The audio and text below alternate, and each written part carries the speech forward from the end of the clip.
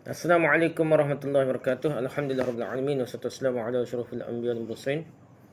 Sayyidina Muhammad wa ala alihi wa sahbihi ajma'in. Rabbi shrah li sadri wa yassir li amri wahlul 'uqdatam min lisani yafqahu qawli. Amma ba'd.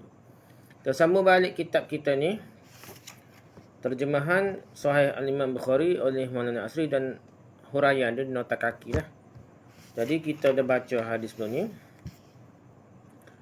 Rasulullah SAW bersabda, Allah Taala mafhumnya, Allah Taala menjamin untuk orang yang keluar berjihad jalannya tidak ada yang mengeluarkannya kecuali keimanannya terhadapku, terhadap Allah lah. Dan kerana dia membenarkan rasul-rasulku, bahawa akan aku kembalikannya dengan membawa pahala.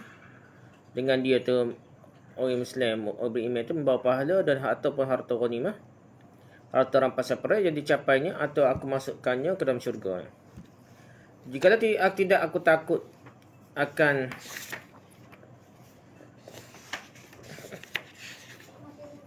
menyusahkan umatku, nescaya aku tidak akan ketinggalan dalam mana-mana pasukan terang. Ini kata-kata Nabi lah, bukan kata-kata Allah. Dan aku ingin terbunuh jalan Allah, kemudian dihidupkan kembali, kemudian terbunuh, kemudian dihidupkan kembali, kemudian terbunuh. Itulah terjemahan hadis lah. Cuma kita dok bincang sebelum ni, iaitu atau aku masukkannya ke dalam syurga. Jadi ada perbahasa arja'ahu dah, dikembalikan dah. Dikembalikan. Akan aku kembalikannya dengan membawa pahala tu. Ada kaedah bahasa Arab lah. Boleh ke raja'a ni fi'il lazim saja ke, dia boleh juga fi'il muta'addi apa. Maksudnya ada maf'ul bih, maksudnya pembuat lah. Dia ada pembuat dan ada kena buat lah. Jadi kesimpulannya adalah nah. Jadi kita nak biar lagi, sambung lagi dah. Keperluan memastikan erti setiap perkataan yang digunakan dalam hadis. Jadi bukan mudah lah dah, bukan sekadar hak ngaji sunnah sitah pun tak. Dia pelalu sekali lalu, dia panggil khotai dah, khotai Sahih Bukhari ke apa pun masih salah faham dah. Tambah orang yang tidak terkhusus mengaji bidang ni dah. Jadi dia setiap perkataan itu kena tengok pula dah. Dia kena ada hadis apa, nihayah fi gharib al-hadis, nihayah kitab apa, kamus makna hadis dia, makna hadis. Dia bukan sekadar kita baca hadis dengan kemampuan bahasa Arab saja. Ada yang maknanya mendalam. Dia kena rujuk pula lah dia. Dan tengok syarah-syarah pensyarah hadis, syurah hadis lah. Kita apalah, dia kata keperluan kenapa mesti memahami memastikan erti setiap perkataan yang digunakan dalam hadis ya. Biar tahu makna yang sebenar dah, tepat. Penggunaan perkataan au di antara perkataan ajrun dan ghanimah dah. Sekali lagi menimbulkan kemuskilan. Kenapa ada au situ dah? Ayat dia, an arji'ahu bima nala min ajrin aw ghanimatin aw udkhilahu jannah. Apa guna au? Tak boleh kau sekali wah tapi kena au sini. Jadi timbul muskil lah. Salah satu, kalau boleh pahala tak boleh ghanimah ke? Kalau boleh ghanimah maksudnya tak boleh pahala ke tak? Salah satu ke? Ataupun dua dah. Anda kata anda memakannya dengan arti takhir, salah satu daripadanya dua yang diperolehi. Jadi takhir ni pilih salah satu. Boleh pahala tak boleh. Boleh pahala tak boleh harta rapas apa dah. Boleh harta rapas apa tak boleh pahala dah. Takut gitu. Oleh kerana perkataan au itu pada asalnya memberi erti takhir, pilih nak pilih yang salah satu. Maka erti itulah yang mula-mula sekali terlintas dalam benak seseorang apabila berhadapan dengannya, dengan au ni. Au atau lah. Au li takhir memberi erti jika mujahid, orang yang berjihad, tidak mati dalam peperangan dan Allah mengembalikannya balik kapal lah. Maka ia akan mendapat salah satu saja daripada dua perkara yang disebutkan oleh Rasulullah SAW, iaitu sama ada kembali dengan membawa pahala atau kembali dengan membawa ghanimah. Salah satu dah. Dia tidak akan mendapat kedua-duanya sekali tengok lah dah. Takhir dia, pilihan. Padahal bukankah seseorang penjual itu ada kalanya kembali dengan membawa pahala saja dah. Dan ada kalanya pula ia kembali dengan membawa pahala dan juga harta rampasan perang. Tak ada pahala, berat, tak ada pahala dah. Kelihatan harta rampasan perang tak ada pahala, bukan dia dah. Ini kerana apabila seorang itu keluar berperang dengan ikhlas semata-mata kerana Allah untuk meninggikan agamanya, tentulah ia akan mendapatkan pahala dan ganjarannya lah. Tak ada dia ikhlas bukan main. Tiba-tiba boleh harta rampasan sebagainya, tak boleh pahala lah. Para ulama berbeza pendapat dalam usaha mereka merungkaikan kemiskinan ini. Berikut dikemukakan sebahagian daripadanya. Nak faham dah. Pertama, Al-Kirmani berpendapat bahawa perkataan atau tu yang terletak di antara perkataan ajrun dan ghanimah bukanlah litakhyir, bukan pilihan. Iaitu untuk memberi makna salah satu daripadanya jua yang diperolehi, bukan itu dah. Tetapi ia adalah yang digunakan dalam qadiyah mani'atul khulu. Dan ia tidak menghalang daripada menghimpunkan dua perkara atau lebih. Boleh dia dua-dua, boleh salah satu dah. Yang tidak boleh berlaku ialah tidak mendapatkan kedua-duanya. Pahala pun tidak dapat, harta rampasan perai pun juga tidak dapat. Itu tak mungkin. Kalau guna mesti salah satu atau kedua-duanya. Adapun kalau dapat kedua-duanya sekali, maka itu boleh berlaku. Dapat pahala saja pun boleh berlaku. Dapat ghanimah, dapat harta rampasan perai saja pun tanpa mendapat pahala pun boleh berlaku. Tidak boleh berlaku kerana telah tersebut sebelumnya bahawa tidak ada yang mengeluarkannya selain daripada keimanannya kepada Allah dan percaya pada Rasulullah. Kalau ada hal ni tak mungkin berlaku lah. Mesti dia boleh juga pahala sebabnya dia telah ada niat yang ikhlas. Kerana imannya dah. Ini menunjukkan dia telah keluar berperang dengan akidah yang betul dan hati yang tulus ikhlas. Bukan riak, bukan tunjuk orang. Maka tidak ada sebab untuk dia tidak mendapatkan pahala. Mesti dapat pahalanya. Harta rampasan perai je hak pilihannya dah. Ya, yang tentu dijamin oleh Allah tidak akan berlaku ialah ia tidak mendapat apa-apa. Tidak mungkin ya. Sebab dia ikhlas. Yang kedua, Ibn Abdul Bar dan Al-Qurtubi berpendapat. Ibn Abdul Bar dan Al-Qurtubi. Ibn Abdul Bar dia ayat gabung. Jangan gagah sangat. Ibn Abdul Bar dan Al-Qurtubi berpendapat perkataan di situ digunakan dengan makna dah. Tu ada pendapat Ibn Abdul Bar dan Al-Qurtubi ni. Tu maksudnya dan dua-dua sekali boleh. Hafiz Fadlullah Al-Turpishti menterjihkan pendapat ini, menguatkan pendapat sebenarnya dengan makna dan dua-dua boleh. Lihat Fathul Bari Kitab Al-Jihad Bab afdalun nas mu'minun. Babun afdalun nas mu'min mujahidun bi nafsihi wa malihi fi sabilillah. Jilid ke-6 muka surat 8. Antara qarinah bukti dan petunjuk yang menyokongnya ialah 3 hadis berikut. Ada 3 hadis hak sokong. Tu dengan makna dan bukan dengan makna takhir. Pertama, hadis yang sama telah diriwayatkan oleh Muslim melalui saluran Yahya bin Yahya an Mughirah bin Abdurrahman an Abi Zinad an A'raj an Abi Hurairah. Itu saluran sanad dari hadis sahih Muslim lah. Di dalamnya tersebut dengan perkataan dan bukan situ. Perawi riwayat tu sanad tadi dia tak sebut dia sebut ajrun wa ghanimatun. Begitulah. Lihat sahih Muslim jilid 2 muka surat 3 kitab Al-Imarah babu fadlil jihad al-khuruj fi sabilillah. Poin kedua dah. Demikian juga menurut riwayat An-Nasa'i daripada Az-Zuhri, daripada Sa'id bin Musayyab daripada Abi Hurairah. Juga riwayat An-Nasa'i daripada Atta' bin Mina daripada Abi Hurairah. Ni riwayat lain lah, riwayat Nasa'i lah. Di dalam kedua-dua saluran riwayat itu ia tersebut dengan perkataan bukan dengan dalam riwayat Nasa'i tu ada riwayat Nasa'i seperti hadis sahih Muslim bukan guna tapi guna dah. Ajrun wa ghanimah dah.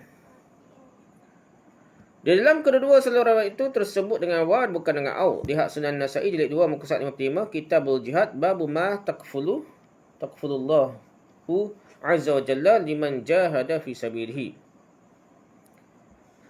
Yang ketiga dah. Riwayat Abu Daud pula dah. Riwayat Abu Daud daripada Abu Umamah dengan lafaz rajulun kharaja ghaziyan fi sabilillah fahuwa dhaminun 'ala Allah hatta yatawaffahu fayudkhilahul jannata au yaruddahu bima nala min ajrin wa ghanimatin. Wah, situ dah. Dalamnya juga tersebut dengan perkataan wa, bukan dengan au. Riwayat Abu Daud. Lihat Sunan Abu Daud jilid kedua muka surat 315. Kitabul Jihad bab fadlul ghazwi fil bahri. Kata Hafiz Ibn Hajar, jika riwayat ini sabit benar-benar sahih daripada Rasulullah sallallahu alaihi wasallam, maka semestinya au dalam hadis di atas dipakai dengan makna wa. Hadis lain mensyarah ke hadis lain, apa memberi makna pada hadis lainnya. Tetapi beliau menimbulkan kemusykilan bahawa seseorang pejuang itu jika pulang dalam keadaan hidup, dia mesti membawa pulang bersama pahala dan ghanimah kedua sekali. Dah. Salah kepe-pe dah. Tak ada harta rampasan pergi dah sudah. Tak boleh buat pergi dah. Tak mati ataupun tidak seri, kita kata dah. Tak boleh tawar salah satu. Dia boleh bawa pahala ghanimah, tak boleh kelik dah. Padahal tidakkah ada ketikanya ia pulang tanpa membawa ghanimah harta rampasan pergi ni. Ada kemungkinan. Dan berbuah ni jadi masalah pun juga dah. Baik guna aw dah. Pendapat ketiga Qadiyat dah. Qadiyat An-Nawawi dan Hafiz Ibn Hajar berpendapat pejuang yang berjaya mendapatkan ghanimah harta rampasan perang ni juga mendapatkan pahala. Tetapi oleh kerana pahala yang diperolehinya sedikit, maka ia tidak disebutkan. Jadi kuranglah pahala dia sebabnya telah dapat ghanimah ni. Hadis riwayat Muslim dan lain daripada Abdullah bin Amr bin Al-As yang akan dikemukakan nanti jelas menunjukkan pejuang yang mendapat ghanimah harta rampasan perang ni mendapat kurang pahala berbanding pejuang yang langsung tidak mendapatkan ghanimah harta rampasan perang. Lihat hadis berkenaan di bawah ini. Kita berjuang ni gitulah. Mungkin orang generasi selepas kita macam orang pergi kemerdekaan lah. Dia tak sempat merdeka apa ada dah. Jadi orang Kedia tu boleh merasai nikmat kemerdekaan dan bebas daripada penjajah. Begitu juga kita ni perjuangan kita menegakkan Islam, kita tak boleh tengok pebuah hasil dia dah. Tapi orang seterusnya boleh merasai dah. Gitulah harapan kita gitulah. Jadi orang tak dapat hasil dunia ni, insya-Allah dia akan dapat pahala yang sangat besar di akhirat nanti.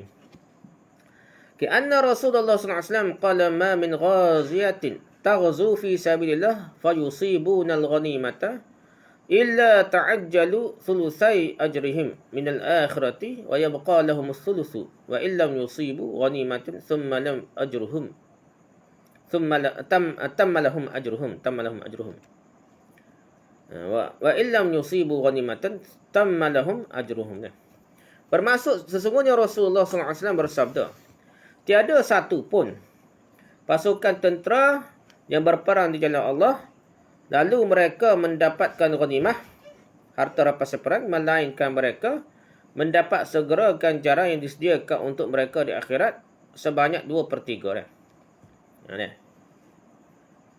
Jadi siapa dapat harta rampasan perang, dia dapat segera ganjaran dah. 2/3 dia dapat dah. 1/3 saja lagi yang tinggal untuk mereka di akhirat nanti. Jadi 1/3 jadi pahala untuk bekal esok akhirat. Jika mereka tidak mendapatkan apa-apa ghanimah harta rampasan perang, sempurnalah ganjaran untuk mereka di akhirat kelak. Jadi bukan 1/3 boleh akhirat, boleh 3/3 lah penuh ni.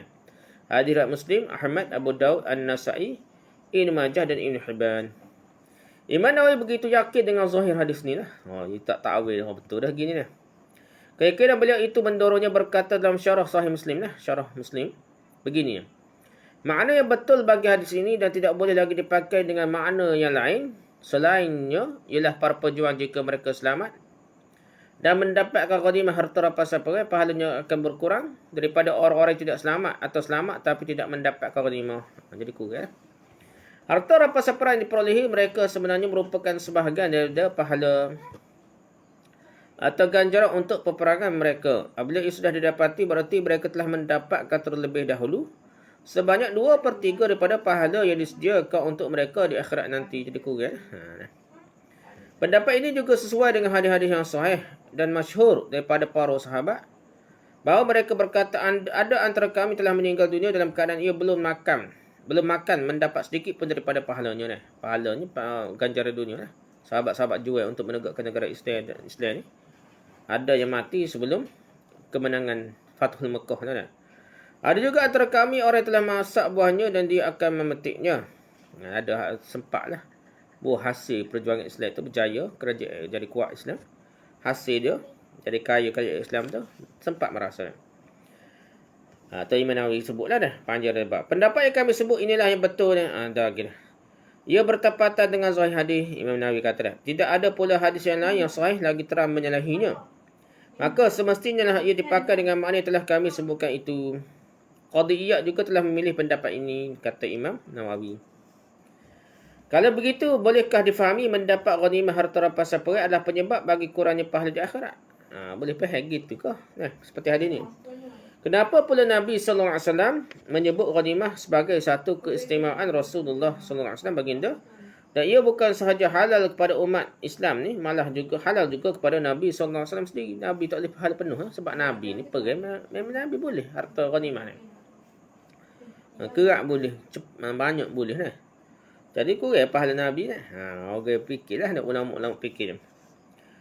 Sedangkan dalam Quran sebut, dalam hadis sebut, wa uhillat liyal maghanimu walau walam tahilla li ahadin qabli. Nabi katakan pada, bermaksud ia dihalal kepadaku harta rampasan perang. Dan ia tidak dihalal kepada siapa pun sebelumku dan sebelum ni. Perang harta tu bukan rapah ambil, bakar dah. Dulu, tapi zaman Islam ni, zaman Nabi ni, perang rapa-rapa boleh pakai dah, boleh bagi. Rujuk hadis riwayat Bukhari jilid 1 bab 7 kita bertayamum dah. Kalau begitu, kenapa ahli Uhud tidak dianggap lebih tinggi darjatnya daripada ahli Badar? Bukankah ahli Badar telah mendapat ghanimah harta rampasan perang? Badar ni benar ni. Tapi terkenal dalam sejarah Islam yang boleh darjat tinggi dan pahala besarnya perang Badar, ahli Badar. 313 nak lawan 1000 dah. Sedangkan ahli Uhud, bukankah ahli Badar telah mendapatkan ghanimah harta rampasan perang lah? Sedangkan ahli Uhud pula tidak mendapatkannya sebabnya kalah ataupun seri dah. Nak kata kalah pun lepas tu mati seri dah. Kemungkinan ini begitu mencabar minda sesetengah ulama sehingga mereka mengatakan hadis Muslim dan lain-lain yang dikemukakan tadi adalah dhaif. Ada ulama kata dhaif. Hadis sahih Muslim tu dah. Kerana dalam sanadnya isnadnya terdapat seorang perawi yang majhul bernama Abu Hani Humaid bin Hani. Ada perawi yang bermasalah dah. Iaitu Abu Hani Humaid bin Hani walaupun dalam sahih Muslim.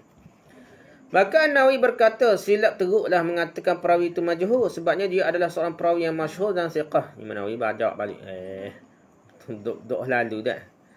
Silap besar lah, silap besar. Sedangkan Abu Hani ni, dia kata perawi masyhur dan thiqah. Majhul apa, tak tahu apa-apanya. Lais bin Sa'ad, Haywah bin Syurah. Lais bin Sa'ad, Haywah bin Syurah, Ibn Wahab dan ramai lagi tokoh-tokoh hadis yang lain yang meriwayatkan hadis daripada ramai dah. Tokoh-tokoh hadis yang hebat lah. Tindakan Muslim yang menjadikan hadisnya sebagai dalil dan sebagai hujah sudah cukup untuk mensaqitkannya, mensiqahkannya, mempercayainya lah. Dia An-Nawawi Syarah Muslim jilid 2 muka surat 140. Abu Hatim ni pengkritik hadis yang hebat dah, yang cerdik lah dah. Abu Hatim mengatakan dia seorang yang soleh. An-Nasai mengatakan tidak mengapa dengannya. Ad-Daraqutni setelah mengatakan tidak mengapa dengannya berkata dia siqah. Ibn Abdul Bar berkata di sisi mereka solehul hadis tidak mengapa dengannya. Az-Zahabi dan Ibn Hibban juga mengatakan dia siqah. Ini hebat-hebat belakangnya. Ada ulama mentakwilkan hadis tersebut dengan berkata dah, hadis ni sanadnya kuat. Nak macam mana dah? Tapi bercanggah tengok dah. Dia punya takwil lah. Dengan berkata gana, ghanimah harta rampasan perang yang menyebabkan pahala di akhirat berkurang ialah yang diambil dengan cara tidak betul. Takwil lah. Kuana sikit lah. Tetapi pendapat ini jelas silapnya kerana kalau begitu ia langsung tidak akan mendapatkan pahala sama sekali. 1/3 pun tidak akan dapat kalau dia mencuri ke apa ni dah. Cara tak betul dah. Dia tak boleh langsung pula pahala dah. Ada juga yang mentakwilkannya dengan berkata kurangnya pahala orang yang mendapat ghanimah harta rampasan perang tersebut dalam hadis tadi bukan kerana ia mendapatkan ghanimah itu sendiri, tetapi kerana niatnya yang tidak betul di peringkat permulaan pernyataannya dalam sesuatu peperangan. Walaupun kemudiannya dia memperbetulkan niatnya, tetap telah berkuranglah pahalanya. Gitu lebih kurang. Ta'wilan ini pun juga jauh dari kebenaran. Ulama melakukan ta'wil. Okey, biasa dah. Kerana kalau niat sudah tidak betul, bagaimana dia akan mendapatkan pahala, dan niat tak betul tak boleh pahala dah. Dan dalam keadaan niat sudah diperbetulkan pula, kenapa dia tidak patut mendapatkan pahala penuh? Dah. Nak faham hadis ni lah. Hadis ada katakan sahih tu. Oh, bukan main pening nak faham nak. Sebenarnya mendapatkan pahala sebanyak 2/3 di dunia dan 1/3 di akhirat disebabkan niat tidak betul di peringkat permulaan penyertaan dalam sesuatu perangan. Dan niat baru diperbetulkan kemudian tidak berasas sama kali assumption jangka yang tak ada bukti lah. Tak ada asas sama sekali lah. Terutamanya apabila diambil kira sabda Rasulullah dalam hadis yang sedang dibincangkan sekarang, bahawa tidak ada sesuatu yang mengeluarkannya untuk pergi berjihad selain daripada keimanannya kepada Allah dan kerana dia membenarkan Rasul Allah. Ya ada sebut gitu dah. Tak ikhlas guna, memang ikhlas lah. Ya kerana Allah keluar dah. Kerana beriman pada Allah dan kerana beriman kepada Rasul-Rasul dah. Jelaslah disebutkan di sini bahawa keikhlasanlah yang dijadikan asas oleh Rasulullah SAW untuk seorang mendapatkan jaminan Allah. Yang tersebut dalam hadisnya tersebut. Keikhlasan dari awal hingga akhir. Jadi ikhlas tu kepala tajuk hadis tu ikhlas dah. Soal kenapa Nabi SAW menyebut ghanimah harta rampasan perang sebagai suatu keistimewaan baginda. Dan ia bukan sahaja halal kepada umat baginda, malah halal juga kepada baginda SAW sendiri. Nabi tak boleh pahala penuh tak? Maka tidak sepatutnya menyebabkan orang yang mendapatkan harta ghanimah tersebut dikurangkan pahalanya. Sebab Nabi sendiri pun terima ghanimah. Perkara yang mula-mula sekali perlu difahami dengan baik ialah tidak ada pengurangan pahala berlaku sebenarnya kepada orang yang mendapatkan ghanimah harta rampasan perang. Apa yang berlaku hanyalah penyegeraan pahala sebanyak 2/3 di dunia. Dan baki lagi 1/3 akan diberikan di akhirat. Perkara kedua ialah ghanimah hanyalah sesuatu yang diharuskan dan dihalalkan pada umat ini. Mengambil manfaat daripada sesuatu yang diharuskan dan dihalalkan tidak semestinya menjadi penyebab bagi seseorang itu mendapatkan pahala pada dasarnya lah. Asasan dan dia boleh ganjar juga. Tak perlulah tunggu di akhirat dah. Asas gitu dah. Memandangkan kita ini umat yang lemah, maka Allah menghalalkan ghanimah kepada kita dah. Perkara ini ada tersebut dalam hadis, di antaranya ialah hadis berikut di mana Rasulullah SAW bersabda, "Lam tahillal ghanaimu liman qablana, dzalika bi anna Allah ra'a dha'fana wa 'ajazana wa fatayyabaha lana." Bermaksud, ghanimah harta rampasan perang itu tidak pernah halal kepada orang-orang sebelum kita, oleh kerana di sisi Allah kita ni ini adalah umat yang lemah. Bi anna Allah ra'a dha'fana, lemahnya umat kita ni dan tidak kuat, maka dihalalkannya lah ghanimah untuk kita. Ra'a dha'fana wa ajazana fatayyabaha lana. Jadi dihalalkanlah ghanimah untuk kita. Hadis riwayat Ahmad, Muslim, Ibn Hibban, Al-Bazzar, Abdul Razak, Al-Bahaqi dan lain-lain. Akan tetapi di mana ada kemestian bahawa apabila anda mendapatkan ghanimah harta rampasan perang, maka pahala dan ganjaran yang anda perolehi juga menjadi semakin bertambah. Dan ia sama sekali tidak boleh berkurang. Tak ada bukti dah. Dia kata tak ada keistimewaan. Kalau siapa kau? Ada kemestian maksudnya. Semakin bertambah kalau boleh harta. Tak boleh berkurang dan dia dapat ghanimah dah. Oleh itu pahala berkurang dengan sebab mendapat dunia adalah sesuatu yang wajar dan masuk akal sebenarnya dah. Cuma belangnya tu sikit ada setengah kata sikit dah 1/3 je untuk akhirat kita ambil harta sesuatu lah diperbahaskan dah.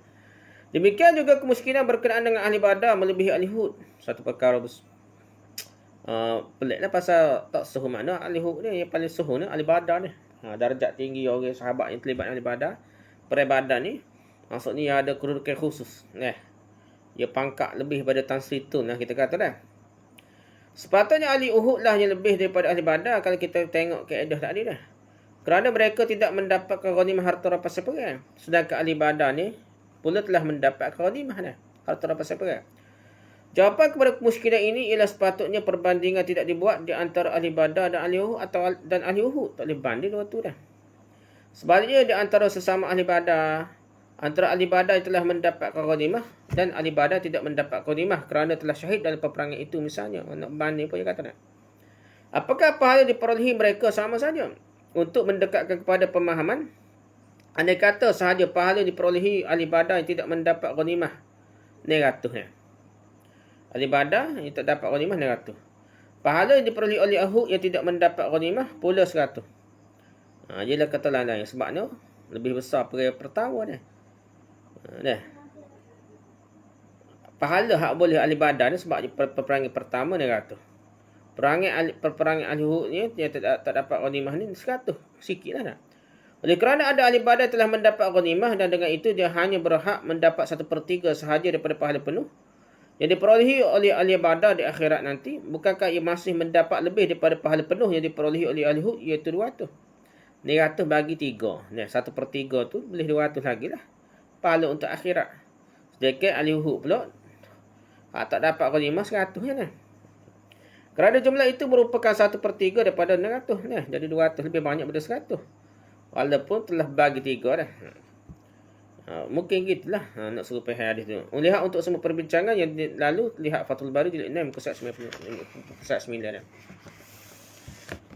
Habis tentang nak faham hadis tu dah. Kurang pahala dah semua mana. Okey, seterusnya habis tadi pasal masuknya ke syurga. Jikalau tidak aku takut akan menyusahkan umatku, nescaya aku tidak akan ketinggalan dalam mana-mana pasukan tentera, Nabi kata dia. Jadi tidak menyusahkan umat, itulah yang sentiasa diambil kira oleh Rasulullah SAW. Jadi Nabi ni dipikir umat, agama, arahan, apa pun ataupun ajaran agama ni tidak akan siapa menyusahkan umat dah. Tidak mesti berzikir 70 ribu lah juta, tidak dah.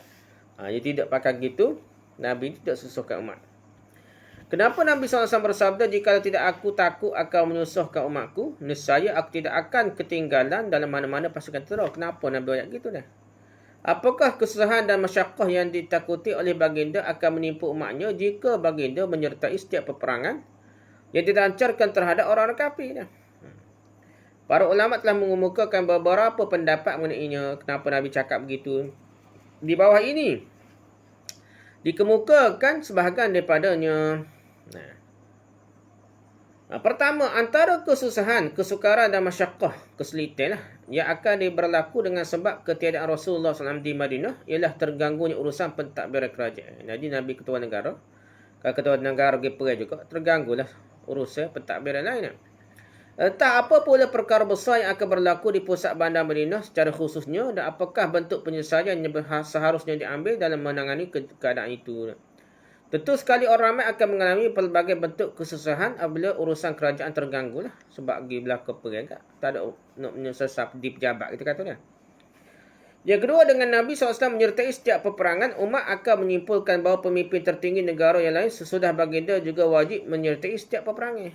Dan Nabi pergi perang sama kat Pakar Abakar Umar semua khalifah wajib pergi perang lah. Tak payah urus kajian pejabat kajian lah. Dan ini tentunya menyusahkan kerana siapa pula yang akan mentadbir negara dalam keadaan tersebut. Kemampuan setiap pemimpin juga tidak sama. Kebanyakan pemimpin tertinggi negara terdiri daripada orang-orang tua dan lemah dari segi fizikalnya. Kalau mereka walaupun wajib keluar berperang, tentulah menyukakan. Jadi pemerintah ni raja ko atau kadang-kadang umur tua dah. Kadang-kadang fizikal dia tidak kuat. Cuma dia ada kekuatannya, akal dia ataupun pengalaman dia. Naknya kepada pengalaman dia, ilmu dia. Tapi dari segi fizikal, kekuatan badan dia tak kuat nak pergi perang ke apa dah. Jadi tu sebab apa Nabi tak keluar, supaya jadi pemerintah tu tidak, penguasa tidaklah wajib keluar dah jihad. Dia kena urus, lebih penting urus pentadbiran. Yang ketiga, kalau Rasulullah SAW sentiasa keluar berjihad dan tidak pernah terkebelakang dalam menyertai mana-mana pasukan tentera yang keluar berjihad, nescaya tidak akan ada orang mukmin di zaman baginda yang dapat tinggal di Madinah dengan senang hati. So mereka akan bergelisah dan berasa bersalah. Mereka juga akan mendesak untuk pergi bersama baginda. Jadi tak ada orang duduk Madinah pakat terbit habis dah. Sedangkan ada ketikanya kelengkapan perang berupa senjata, berupa kenderaan dan lain tidaklah mencukupi. Kalau nak pergi belakang, tak cukup senjata, kenderaan dah. Dalam keadaan itu, umat Islam tidak dituntut keluar berjihad sama sekali lah, kerana ia bererti mendedahkan diri kepada bahaya. Inilah yang tersirat di sebalik firman Allah Ta'ala berikut.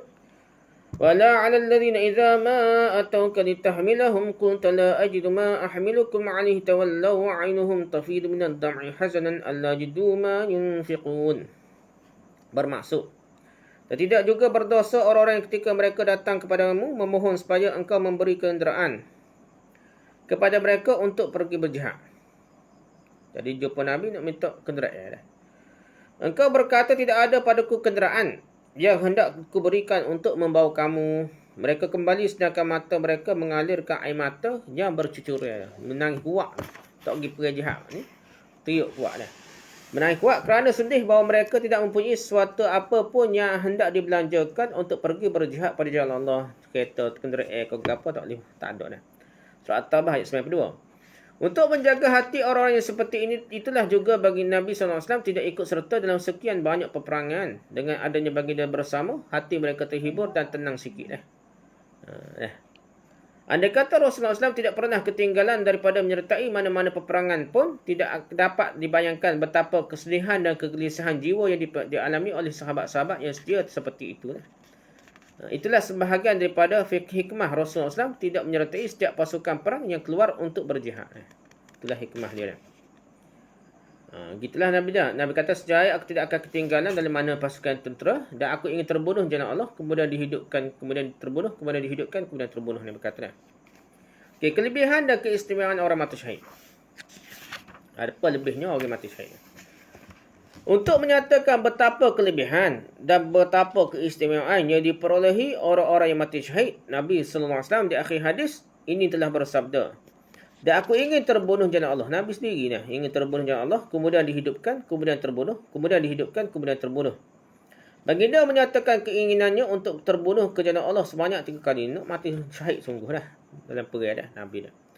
Kenapa Rasulullah SAW masih teringinkan pangkat syahadah padahal baginda telah pun mendapat pangkat kenabian dan kerasulan? Kenapa Nabi nak sangat nak pangkat syahadah ni? Orang mati syahid sedangkan Nabi telah cukup dengan pangkat kenabian lebih hebat dan kerasulan.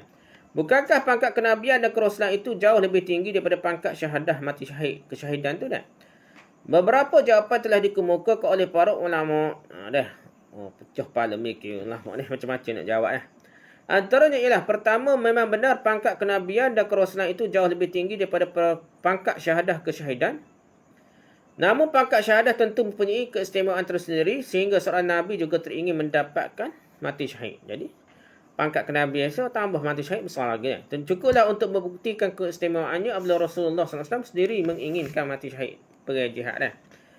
Kalau boleh nak mati syahid. Yang kedua, keinginan Rasulullah SAW mendapatkan syahadah mati syahid ini bukanlah untuk mendapatkan pahala dan ganjarannya. Kerana pahala dan ganjaran diperolehi baginda dengan sebab menjadi seorang Nabi lagi Rasul itu jauh terlebih besar, paling lebih besar daripada pahala dan ganjaran diperolehi oleh seorang syahid.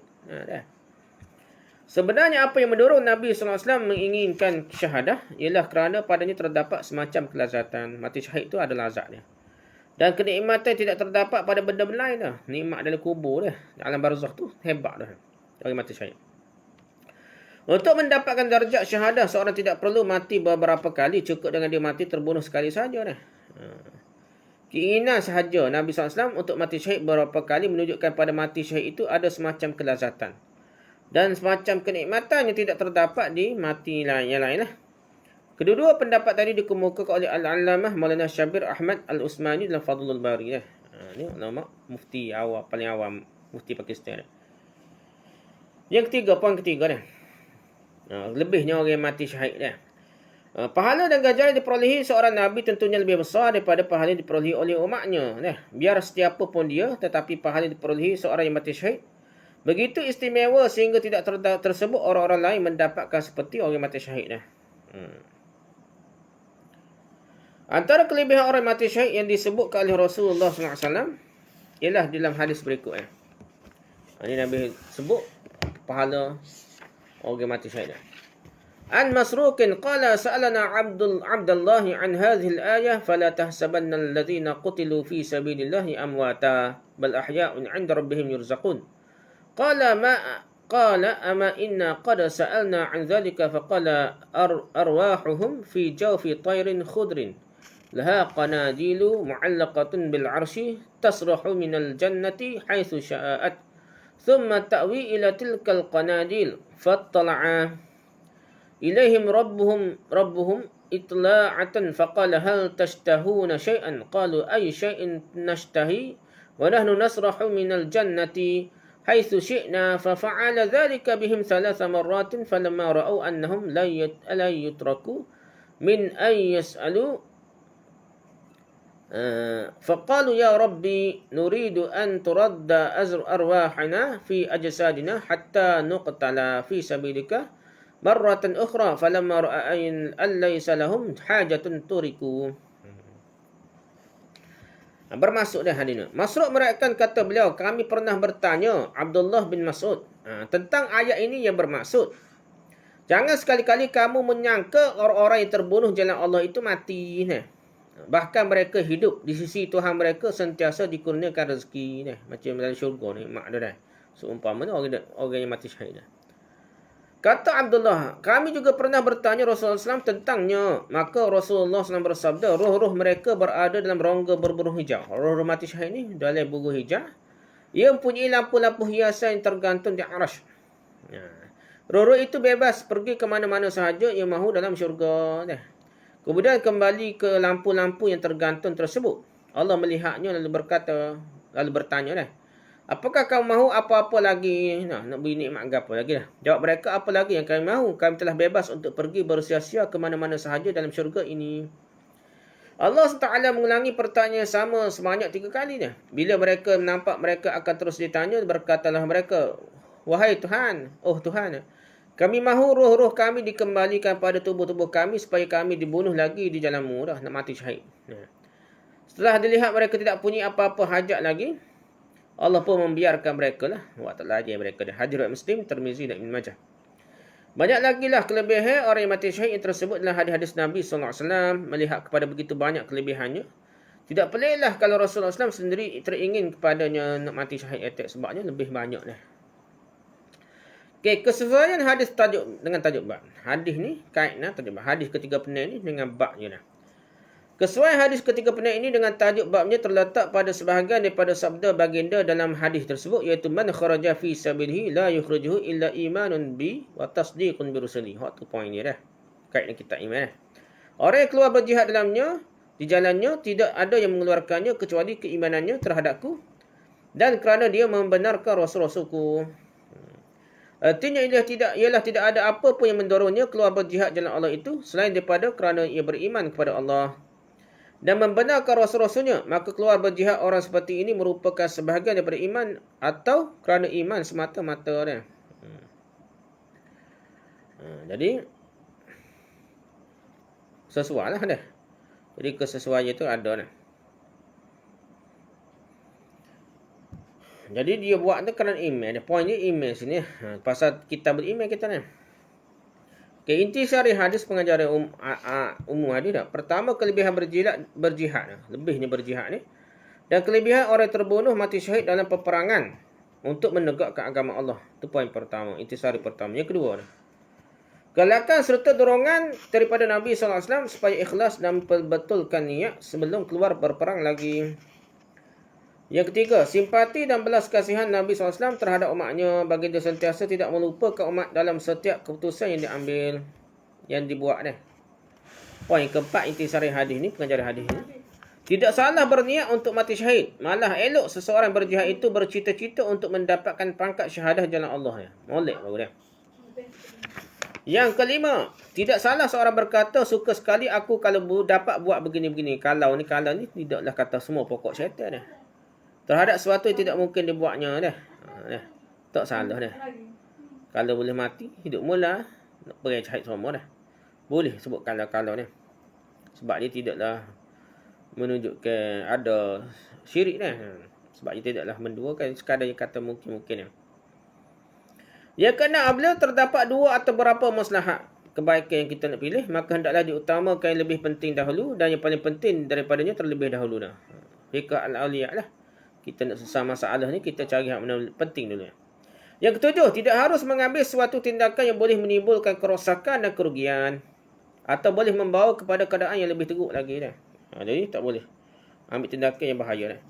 Yang ke-8, kelebihan orang berjihad ia mendapatkan kemenangan. Kerana selain mendapatkan ghanimah harta rampasan perang yang dihalalkan, ia juga tetap mendapatkan pahala di akhirat nanti.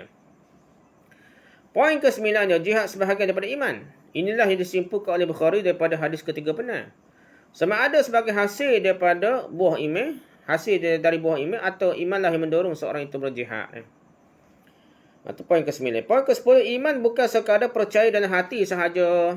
Malah iman kadang-kadang menuntut pengorbanan jiwa dan raga. Perang ke diri dia. Itu tanda iman dah. Yang ke-11, tidak benar mengatakan amalan tiada kaitan dengan iman. Tidak benar juga mengatakan amalan tidak memberikan apa-apa faedah kepada orang yang telah beriman. Bukankah Allah menjamin dan menjanjikan pahala dan syurga kepada orang yang berjihad dengan ikhlas di jalannya?